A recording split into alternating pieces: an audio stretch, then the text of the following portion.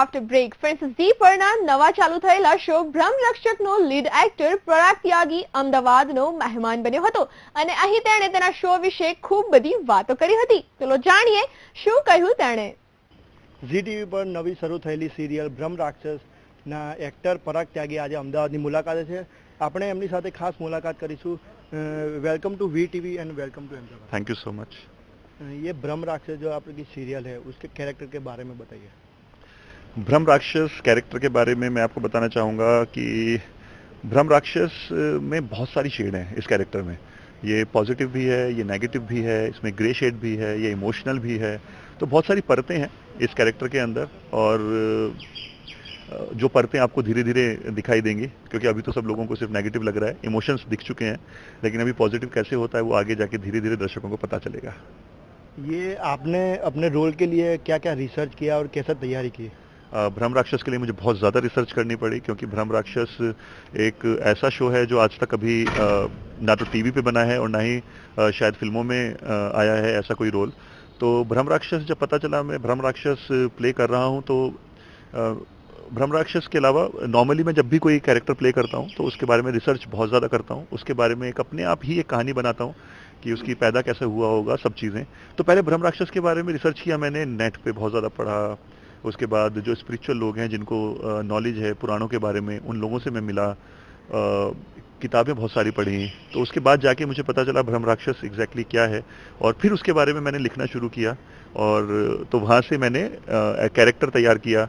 उसके साथ में तैयारी, फिजिकल तैयारी के लिए मैंने कम से कम 8 से 10 किलो पुट ऑन किया वेट, क्योंकि उसमें राक्षस जब वर्ड आ जाता है तो लोगों को लगना चाहिए कि हाँ यार लार्जर देन लाइफ एक बहुत लंबा चौड़ा दानव राक्षस या इंसान होना चाहिए. तो उसके लिए मैंने कुछ 10 किलो पुट ऑन किया. 2-3 घंटे जिम जाना, डेली जाता हूँ मैं, अभी भी शूट करता हूँ. उसके अलावा मुझे जिम जाना ज़रूरी है बिकॉज अपनी फिजिक को मेंटेन रखना पड़ेगा.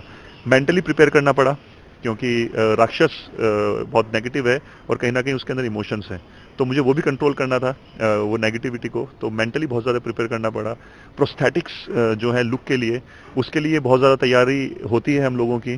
पहले 15 से 20 लुक ट्राई किए, देन फाइनल हुआ लुक. इस लुक को तैयार करने के लिए जब मेरा गेटअप से रेडी होता हूँ शूट के लिए तो उसमें कम से कम 2.5 से 3 घंटा जाता है मिनिमम और उसको निकालने में 1 घंटा जाता है. ये जो ब्रह्म राक्षस का आपने रोल प्ले किया है तो ये ब्रह्म राक्षस का असल मीनिंग क्या है?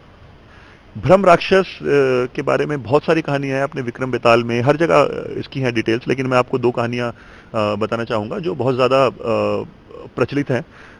ब्रह्म राक्षस वो होता है जो इस धरती पर रहता है, एक इंसान जिसकी इच्छा, जिसको वो बहुत ज़्यादा प्यार करता है, कोई एक इच्छा होती है उसकी, वो अधूरी रह जाती है और उस इच्छा को पूरी होने से पहले वो मर जाता है.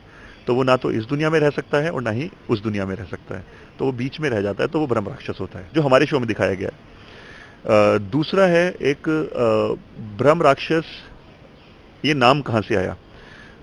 एक ब्राह्मण का काम होता है पूजा अर्चना करना, लोगों का दान धर्म करना, लोगों का अच्छा करना.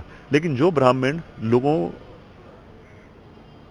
के साथ कुकर्म करता है, कुकर्म मतलब उनके साथ बुरा करता है, जो सिन करता है, पाप करता है, वो ब्राह्मण जो पाप करता है वो ब्रह्म राक्षस होता है. तो भ्रम का जो ब्राह्मण का से भ्रम आया और जो पाप करता है वो राक्षस, तो ब्रह्म राक्षस वहां से बना.